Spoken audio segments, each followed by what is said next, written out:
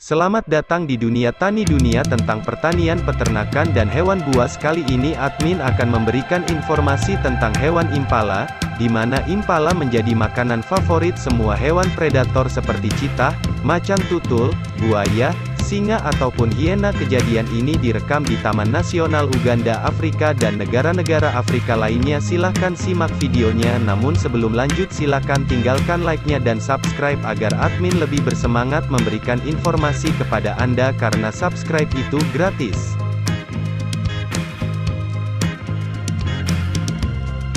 Cheetah memangsa impala. Kejadian ini diambil di Uganda, Taman Nasional di tengah-tengah jalan. Namun sebelum dimakan, impala tersebut hanya dijadikan mainan oleh cheetah.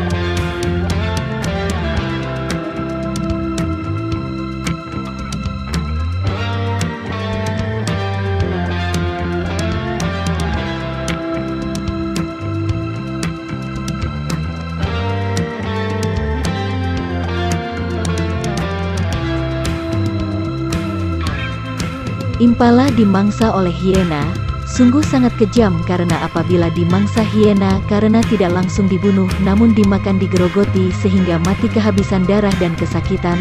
Hiena tidak seperti singa ataupun harimau yang membunuh dengan cara mencekik, namun hanya memakan sedikit demi sedikit sehingga membuat impala ataupun hewan yang lain akan merasa kesakitan.